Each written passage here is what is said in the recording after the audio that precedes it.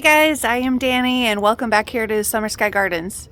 It is a absolutely gorgeous day today. It cooled down quite a bit overnight. We've had days up in the 80s this past week, but I guess got a little cool front. This morning it's in the 40s. It's going to be up in the 60s. So I thought this would be the perfect day for me to give you an updated tour around of the farm here, show you how everything is growing and blooming, what all I've been working on, and kind of plans for the upcoming month. If you like this video, give it a thumbs up, comment below if you have any questions. If you're local and you want to know when we'll be opening up for our U-Pick or any other upcoming events, make sure you subscribe to my newsletter. I will put a link below to my website. If you go to the home page, there should be either a pop-up or you can scroll down to the bottom of the home page and sign up for the newsletter.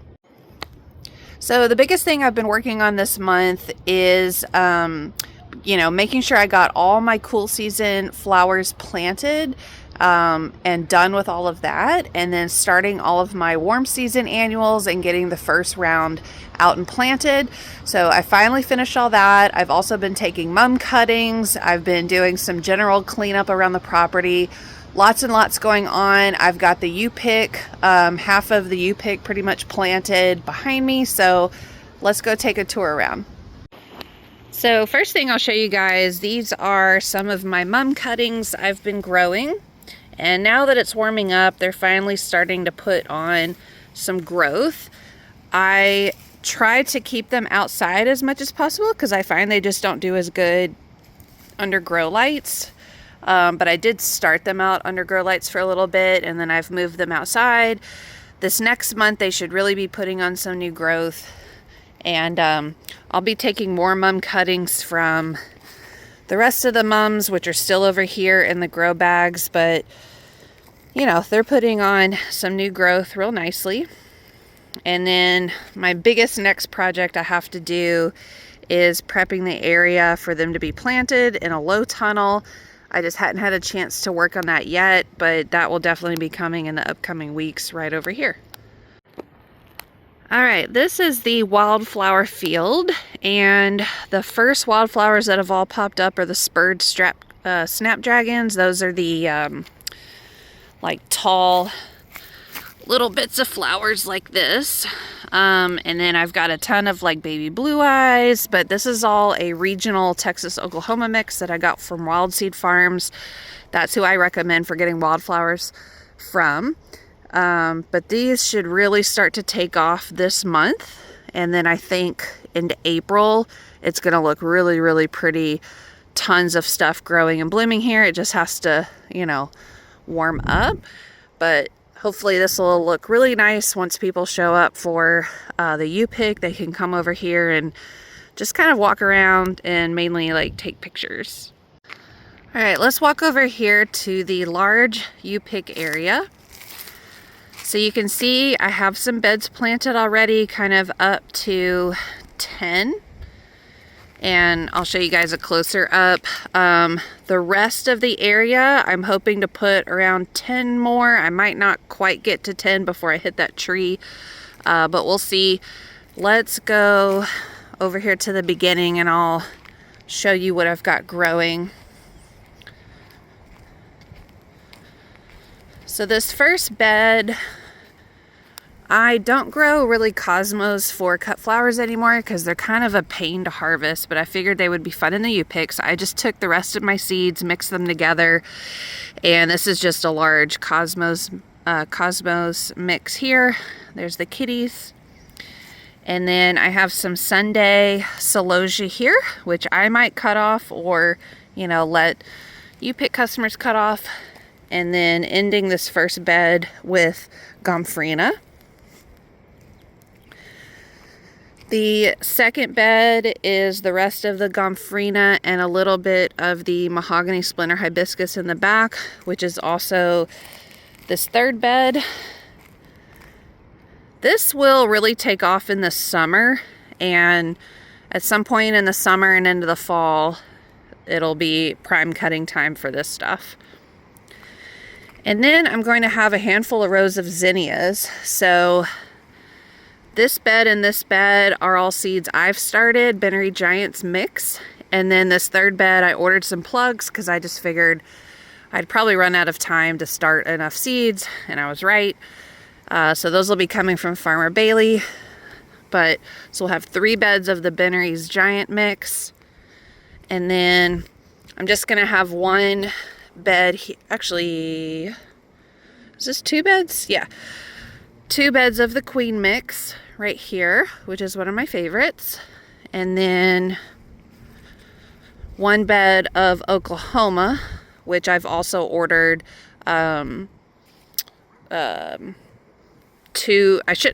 beds of Oklahoma Mix, and I've also ordered plugs for those as well. And then these last 2 rows, you can see the wind has been so bad it ripped up one of my fabrics, so I gotta staple that back down. But this is where the sunflowers will start, and then pretty much from here on it'll be all sunflowers, all kinds of different varieties. So this first bed I started white light, and I did half the bed. And then the next one I'm doing gold light, and I did half the bed, so that way I can kind of succession plant all the beds down. So every week have fresh sunflowers, starting with some lighter colors and then going into some darker colors as we get into the summer.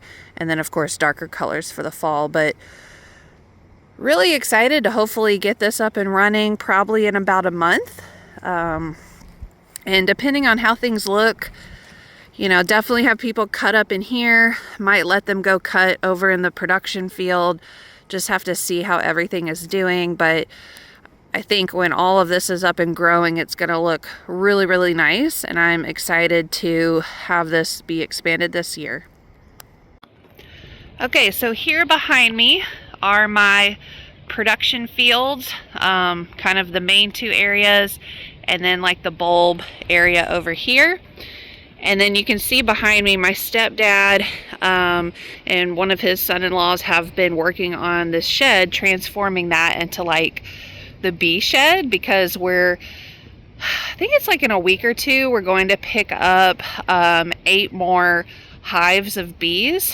We actually lost the 2 that we had, but they can be propagated. If the bees make a new queen, you can move her over with a handful of new bees. So hopefully we'll get up to 10 healthy hives here and be making a lot more honey this year. But they're kind of working on transforming that shed since I wasn't using it.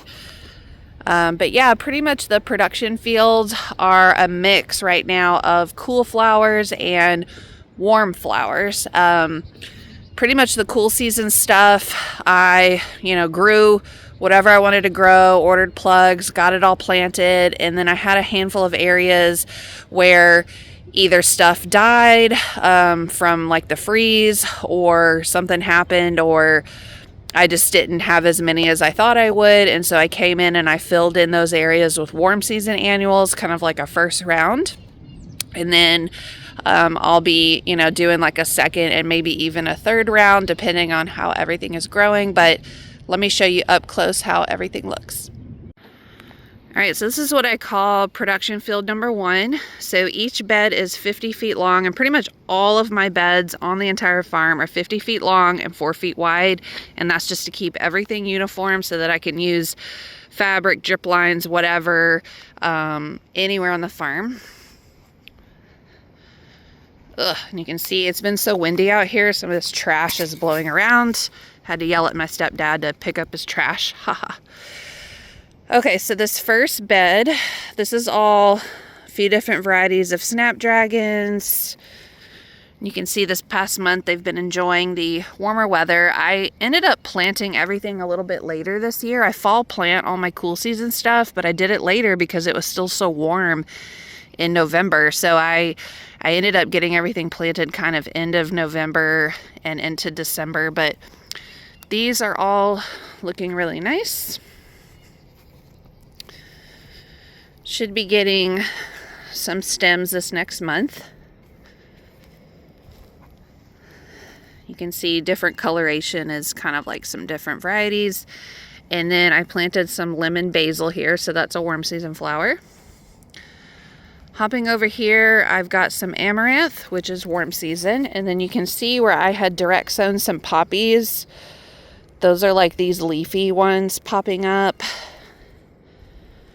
I did that kind of late, so I'm interested to see if they're actually going to grow and bloom, but very spotty germination, which is kind of always the issue with poppies. So I'll be adding in some warm season flowers up in here because some of them just have not grown very well.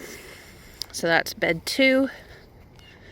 And then going over here to 3.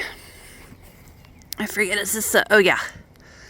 So this front area is Tweedia, which is a really pretty blue flower. I'm growing it for the first time this year. And then the back is Azuratum, which I did lose a handful of those, but I do have some growing. So I'll be filling in those holes with some more warm flowers. And then this bed is Lisianthus. And those should be blooming hopefully by Mother's Day. You can see where, you know, some are still kind of small. Some are getting a little bigger. So should have some staggered blooms. That kind of makes up most of the bed. I'm going to try to overwinter these this year. So this whole bed, well, there's some Azuratum in the back over there, but most of this bed is Lisianthus, and I am going to, you know, let it flower and grow over the summer and then try to overwinter it, because according to Dave Dowling, if you can overwinter your Lisianthus, they will be even better the second year. They won't have a second flush typically, but the first flush will be bigger and better. So I figure I have the space, I can try that out. All right, this next bed is all Status. Love Status. Got a whole bed of that. You've got some that are starting to put up shoots. Probably still a couple weeks away from them actually blooming. The first ones are always shorter and then they get taller as they go. And then this last bed here is all Strawflower, which should be blooming sometime next month. I've kind of got some natural successions of that because I had planted my own, or I started my own seeds and then ordered plugs. So that's why some are a lot bigger. Let's go back here to the back. Oh yeah, you can see here. So this is the Azuratum. The ones that survived look really good. But I did have a fair amount die in the freeze, even though they recovered, so who knows. And then I wasn't going to grow gladiolas this year, but I got a really good deal at Costco and I just couldn't resist. So I just bought 100 bulbs, had a little spot here where I could plant them, and they look great. So I'll definitely, you know, use them as they pop up. All right, so this is the second production field here. You can see there's the bee shed. Once we get all the bees, we keep all our supplies in here. That's where we'll harvest the honey. And then the actual beehives, I think we may either keep them over there or we might move them over here because I'm not using this area because that's where I had the flood. So we'll see. I'll see what my stepdad thinks. He's our head beekeeper. So this bed here, I have Bupleurum, which is all by plug because I find this really hard to start, but the plugs always look great, bloom a lot easier. And then some open areas, I have zinnias. This whole area for the summer and warm season is going to be different varieties of zinnias. I love zinnias.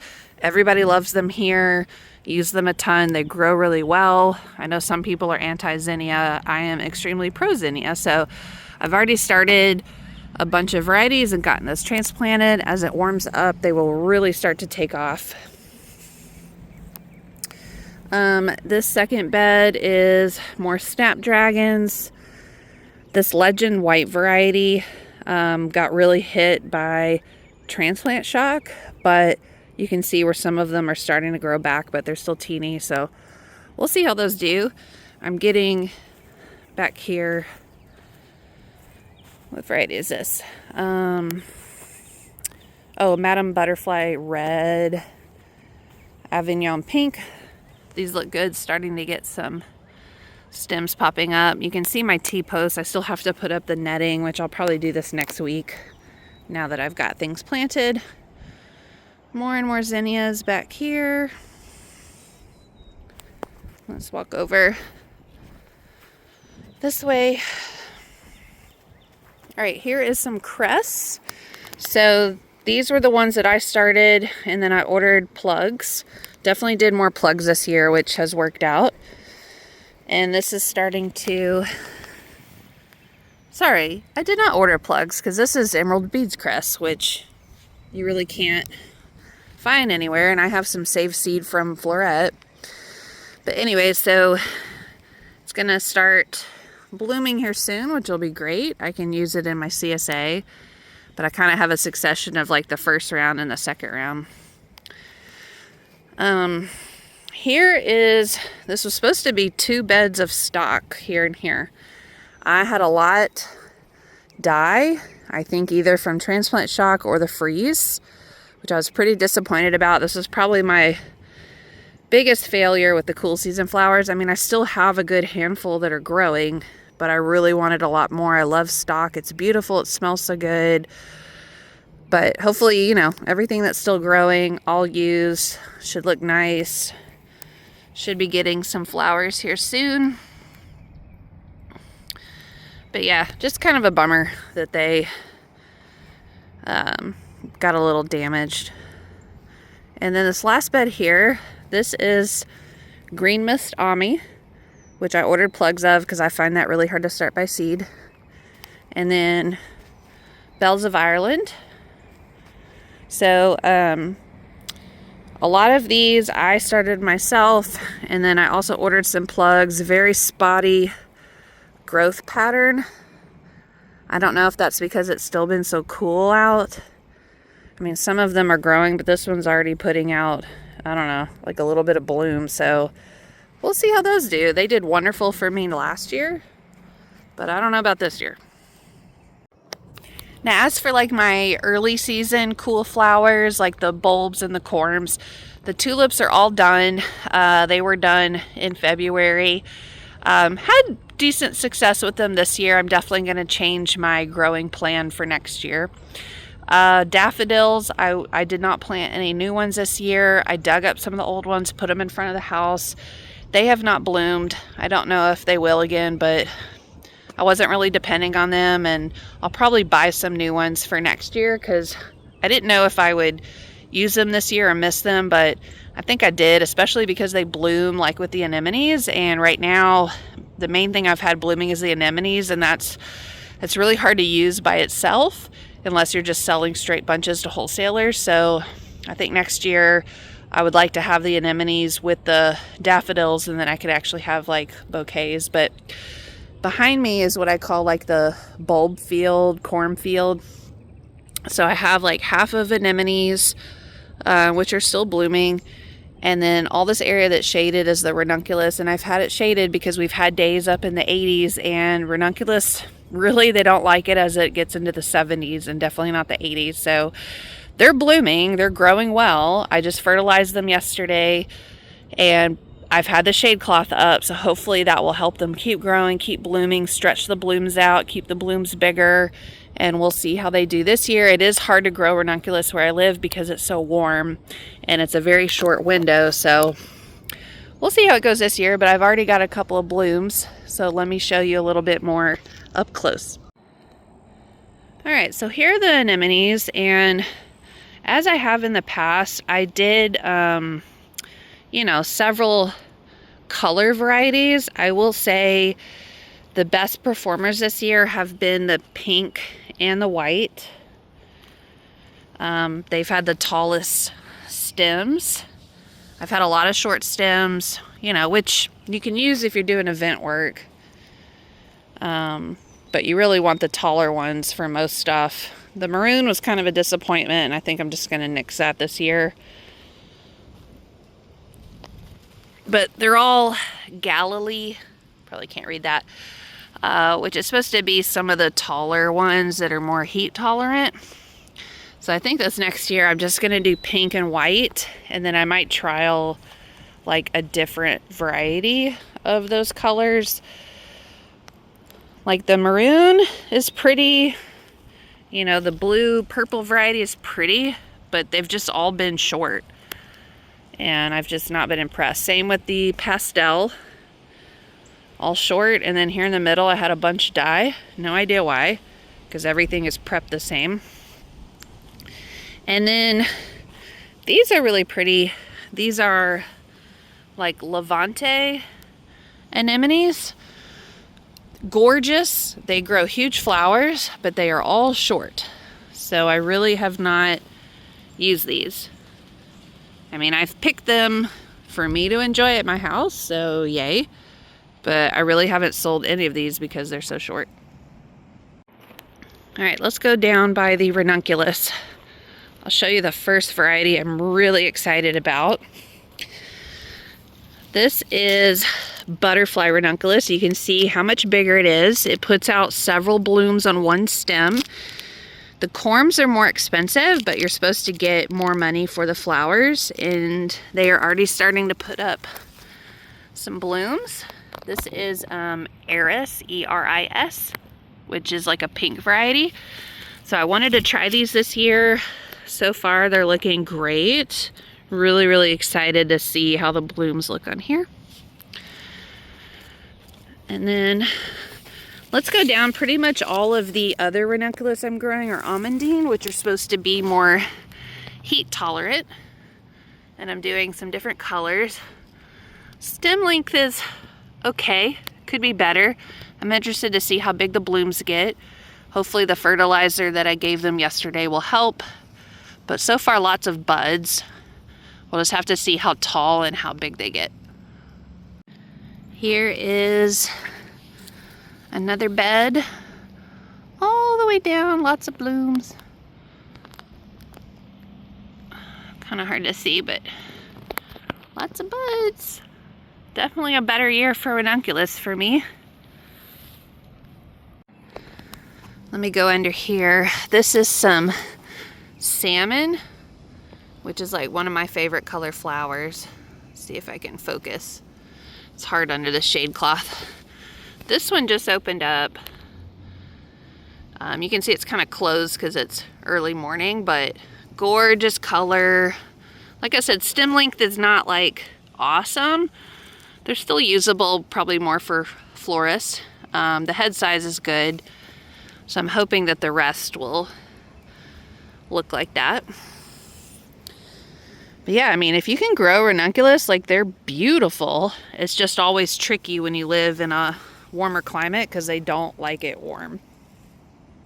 All right, guys, so that is kind of the tour of everything that's growing right now. So mainly this next month, my goals are to, you know, really, hopefully all the cool flowers start blooming, get things harvested. I started my CSA last month, the monthly ones. I need to start the spring ones, or the weekly ones. I'm just still waiting for things to get growing so that I have a good variety of flowers to do the weekly one. But the monthly I should be delivering next week, hopefully with some anemones, ranunculus, and maybe a few random flowers out in the production field. I mean, everything looks great. We've just still been having cool days, so it's kind of like slowed some stuff down. Not the end of the world, just, you know, changes your timeline a little bit. And then hopefully next month, maybe I was going for middle of April, it might be more toward the end of April, we'll finally open up our U-Pick on the weekends so people can come pick flowers here, take pictures, and then hopefully run that into June, and then take a break as it gets so hot in the summer and people go on vacation. Still selling to florists and other growers, and just trying to decide if I want to try doing some kind of event for Mother's Day, like maybe the weekend before Mother's Day, because Mother's Day weekend is my birthday and my daughter's dance recital, so I don't know if that actual weekend is going to be the best ever date to, you know, do an event here. So I may think about doing something the weekend before, the week of. Haven't had like any kind of event or workshop yet on the farm, but I want to. So just still trying to figure that out. But yeah, feeling really good about this year, feeling really good about how the seasons have started here, and just excited for flowers. So thank you guys so much for tuning in. I hope you enjoyed the updated tour, and I will see y'all in my next video.